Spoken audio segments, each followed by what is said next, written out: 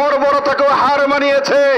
এই বাংলার মাটিতে আমরা দেখেছিলাম স্বৈরাচার ছিল, হিটলারকেও হার মানিয়েছিল, তারাও যখন বাংলাদেশ থেকে পালিয়েছে।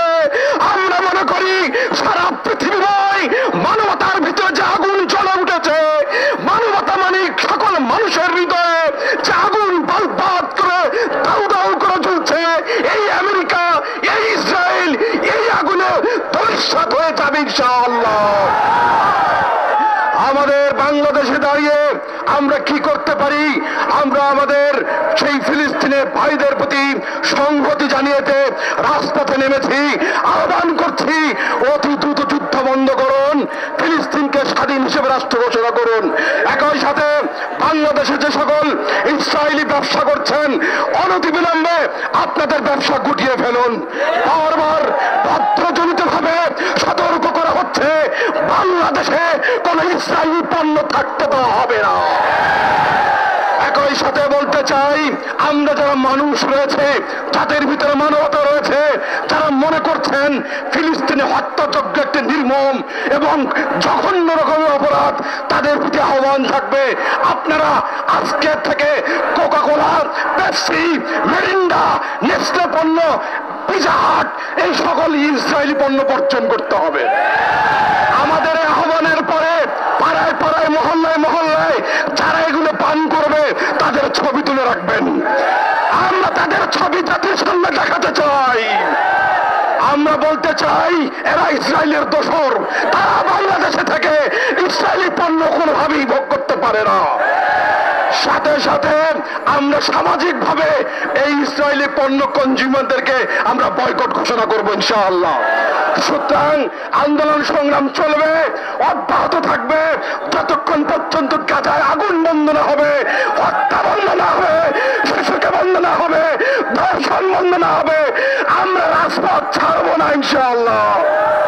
বিশ্ব সন্ত্রাসী আমেরিকা এবং ইসরায়েল কর্তৃক আজকে গাজায় যে গণহত্যা চলছে, এই গণহত্যা আন্তর্জাতিক নিয়ম কানুন, যুদ্ধের যেই নীতি আছে, সব কিছুকে উপেক্ষা করে আজকে এই নির্মম ভাবে গণহত্যা চালিয়ে যাচ্ছে। আমরা জানি হামাসের সাথে ইসরায়েলের যুদ্ধ হচ্ছে, সেখানে ন্যায্য অধিকার, স্বাধীনতা প্রতিষ্ঠার যুদ্ধ হচ্ছে। হামাসের সাথে না পেরে এই বিশ্ব সন্ত্রাসীরা গাজার নিরীহ নারী, শিশু, অসহায় মানুষদেরকে দিনের পর দিন নির্মম ভাবে হত্যা করে যাচ্ছে। আমরা এর তীব্র নিন্দা এবং প্রতিবাদ জানাই। পাশাপাশি আজকে আন্তর্জাতিক যে সমস্ত সংস্থা রয়েছে, এই সমস্ত সংস্থার এক পেশি আজকের সিদ্ধান্ত আমাদেরকে মর্মাহত করেছে। আপনারা জানেন রাশিয়া ইউক্রেনে যুদ্ধ চলছে, সেখানে সেই যুদ্ধ বন্ধ করার জন্য বিভিন্ন পরাশক্তিগুলো প্রতিনিয়ত বসছে এবং এটা বন্ধ করার জন্য উদ্যোগ গ্রহণ করছে। কিন্তু গাজায় নির্মম ভাবে প্রায় 60,000 মানুষকে হত্যা করে ফেলেছে। এখন এই যুদ্ধ বন্ধ করার জন্য কার্যকরী কোনো পদক্ষেপ গ্রহণ করা হয়নি। সুতরাং আমরা আহ্বান জানাবো জাতিসংঘ, OIC সহ বিশ্ব যে আন্তর্জাতিক যে সমস্ত সংস্থা রয়েছে, আমরা তাদেরকে কার্যকরী ভূমিকা পালন করার আহ্বান জানাচ্ছি। বাংলাদেশের মানুষ ইতিমধ্যে ইসরায়েলি পণ্য বর্জন করেছে। বাংলাদেশের যে সমস্ত ব্যবসায়ীরা ইসরায়েলি পণ্য নিয়ে ব্যবসা করেন এবং বাংলাদেশের যে সমস্ত ফ্যাক্টরিতে ইসরায়েলি পণ্য উৎপন্ন হয়, এই সমস্ত উৎপাদন বন্ধ করার জন্য এবং ইসরায়েলি পণ্য নিয়ে সকল ব্যবসা বাণিজ্য বন্ধ করার জন্য আমরা উদাত্ত আহ্বান জানাচ্ছি।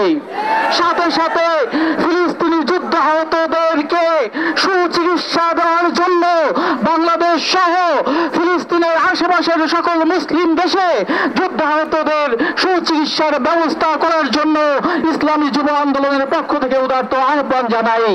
সাথে সাথে গাজাকে আবারও হুঁশিয়ারি জানিয়ে আমি আমার বক্তব্য শেষ করছি। ওয়া মা তৌফিক ইল্লা বিল্লাহ।